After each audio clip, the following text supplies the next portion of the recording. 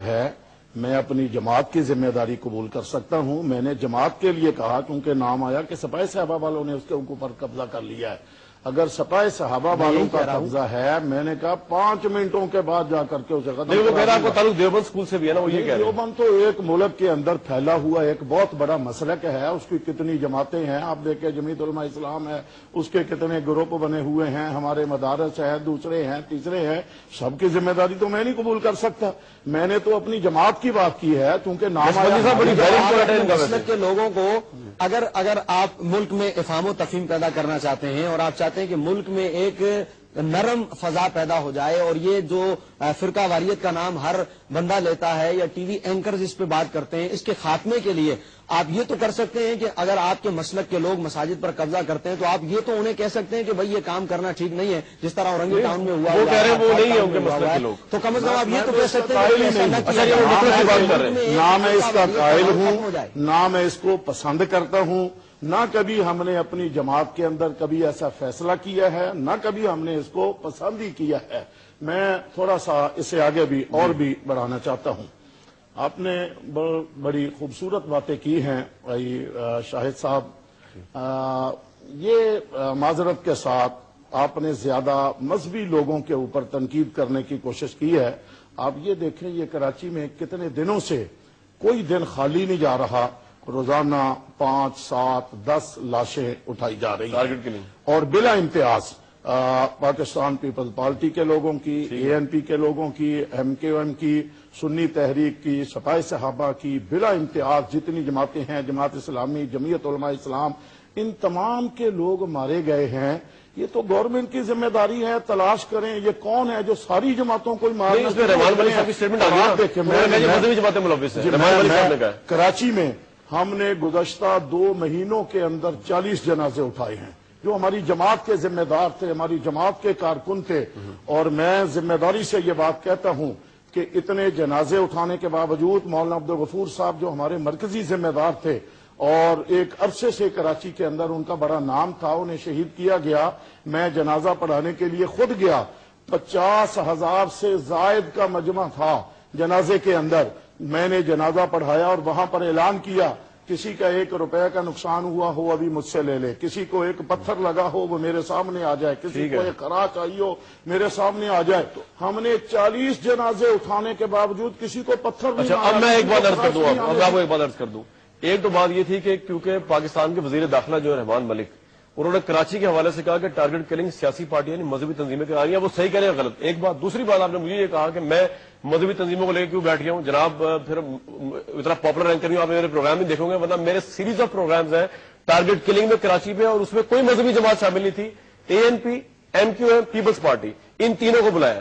آج تک یہ پہلا پروگرام ہو رہا ہے جس میں مذہبی تنظیموں کو بلایا گیا, تو آپ نے مجھ پہ یہ بات کہہ دی. میں نے اس لیے کہ آپ کا بار بار سوال یہاں پہ اس لیے کہا دیکھیں ملک میں روزانہ مختلف عنوانوں لیکن مولانا میں نے ٹارگٹ کلنگ پہ بے شمار پروگرام کیے MQM ANP کو لے کے, بے شمار پروگرام کیے. میں کہہ رہا ہوں آپ نے میرے پروگرام میں نہیں دیکھے, میں کیا آپ سے بحث کروں. میں نے بہت دیکھے ہیں, ٹارگٹ کلنگ میں نہیں دیکھے. آپ کے سوالات آ رہے تھے, میں نے اس کا رخ ہی مذہبی ہے, یعنی اس کو یہ محدود نہ کرے مذہبی جماعتوں تک. وہ جو ہم بتائیں گے پولیٹیکل پارٹیز کو بات کریں گے, جماعتیں ہیں وہاں بھی ہے, لیکن اب ایک بریک کا ٹائم لے لوں. اب ایک بریک, کتنے الیکشن ہو رہے ہیں, کتنے قتل و قتال الیکشن, بالکل ٹھیک ہے, وہ بات ویلڈ ہے, لیکن اس سے مذہب کے نام پہ, فرقہ وارے کے نام پہ قتل جسٹیفائی نہیں ہوتے. ایک بریک لیتے ہیں, بریک میں واپس آئیں گے اسی پروگرام میں.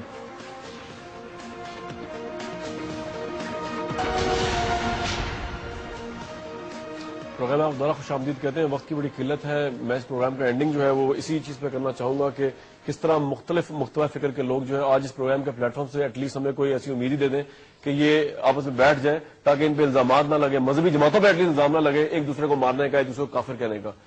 مجاہد صاحب کوئی تجویز آپ کے ذہن میں ہے؟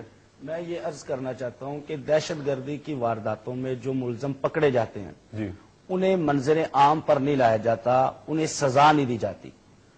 یہ گورنمنٹ کی ذمہ داری ہے وہ بتائیں کہ یہ کس مسلک کے لوگ ہیں, یہ کن مدرسوں میں پڑھتے ہیں, انہوں نے تعلیم کہاں سے حاصل کی ہے, اور یہ دہشت گردی کی ان وارداتوں کے لیے انہیں کیسے تیار کیا گیا. یہ آپ کا اور اہم بات یہ کہ انہیں سزا دی جائے, ٹھیک ہے, تاکہ آئندہ جو اس کارروائی کے لیے لوگ تیار کیے گئے ہیں انہیں اس بات کا خوف. لیکن آپ ایکسپٹ تو کر سکتے ہیں, دوسرے کو نہیں کر سکتے.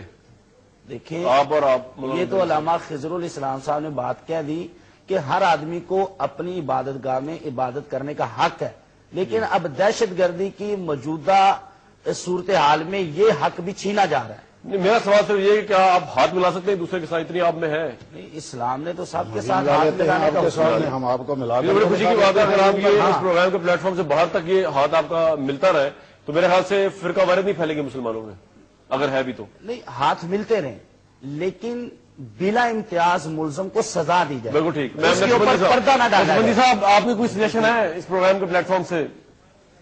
جی سر، ایک تجویز سب سے پہلی تو یہ ہے کہ اس پر آپ ایک پروگرام اور کریں، یہ بڑا مختصر ٹائم تھا، اور دوسری تاکہ مجھے تجویز دوبارہ یہ کہیں کہ آپ مذہبی تنظیموں میں پروگرام کر رہے ہیں، سیاستدانوں کو بلائیں، جو مولانا جانی صاحب نے مجھ پہ الزام وہ لگا نہیں، دیا۔ انہوں نے محبت میں کہہ دیا کہ ایسی بات نہیں ہے، ورنہ خاتمہ اسی طرح ممکن ہے۔ ٹھیک ہے میں آپ کو تجویز دوں، جی جی، میں سمجھتا ہوں اگر دہشت گردی کا آپ خاتمہ چاہتے ہیں اور فرقہ واریت کا خاتمہ چاہتے ہیں، سنی تحریک واحد وہ جماعت ہے جو محب وطن ہے، اس لیے کہ اتنا درد ہم نے اپنے دلوں میں سمیٹا ہوا ہے نشتر پار کے قائدین کی شہادت سمیت، آج تک ہم نے کسی کی جان و مال کو نقصان نہیں پہنچایا۔ بہت سارے سوالوں کا جواب آپ کا رہ گیا، میں آخری تجویز دینا چاہتا ہوں، اگر آپ چاہتے ہیں فرقہ واریت کا خاتمہ ہو، جی جی، جتنی بھی جماعتیں ہیں بمائے سنی تحریک کے، میں چاہتا ہوں کہ ساری کی ساری اپنی شدت کو کم کر لیں۔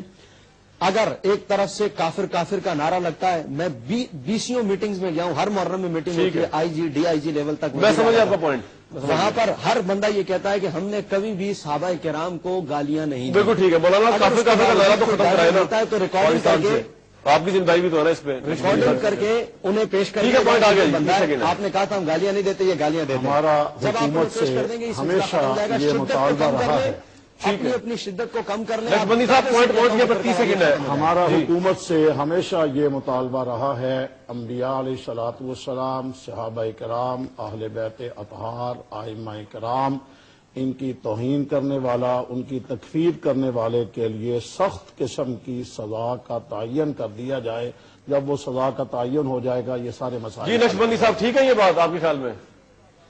میں یہ کہتا ہوں جو بات انہوں نے کہی ہے، میں یہی کہتا ہوں کہ جب ہم 20 جگہ میٹنگز میں جاتے ہیں، وہاں اگلا کہتا ہے کہ ہم تو صحابہ کو گالیاں نہیں دیتے۔ اچھا، جب ایف آئی آر ہمارے پاس ہے، میں نے تو ایف آئی آر میرے پاس درجنوں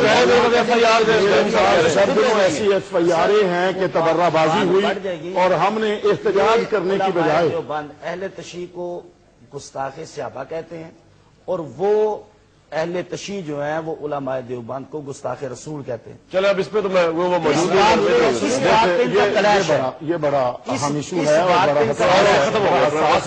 بڑا حساس ہے۔ میں آخر میں جملہ یہ کہنا چاہتا ہوں، مسائل کے حل کے لیے ایک ملی یکجہتی کونسل پہلے سے بنی ہوئی تھی، اسی انداز میں اس میں مولانا عبدالستار نیازی کی سربراہی میں ایک کمیٹی بنی تھی، بریلوی مسلک کے عالم دین تھے، ہم نے انہیں قبول کیا ہوا تھا۔ اسی انداز میں متحدہ علماء بورڈ پنجاب کی سطح پر ختم ہو گیا۔ میں ایک اور پروگرام رکھ لوں گا اس کے اوپر، اس میں آپ کو پھر یہ اعتراض کیجیے گا کہ دینی جماعتوں کیوں بلایا میں نے، ٹھیک ہے نا جی؟ آج ٹھیک ہے، آج کا یہ پروگرام میں بہت شکریہ، مولانا صاحب ہمارے موجود تھے کراچی میں بھی اور لاہور میں بھی۔ یہ مسافہ انہوں نے کیا، امید رکھتے ہیں کہ مسافہ پاکستان کے تمام علماء کرام اور فرقوں کے اندر ایسے مسافہ ہو جائے تو شاید پاکستان میں مذہب کے نام میں آئندہ کوئی قتل نہ ہو اور کافر کافر کے نعرے نہ لگے۔ مجھے اس پروگرام کے پلیٹ فارم سے کل تک کے لیے اجازت دیجیے۔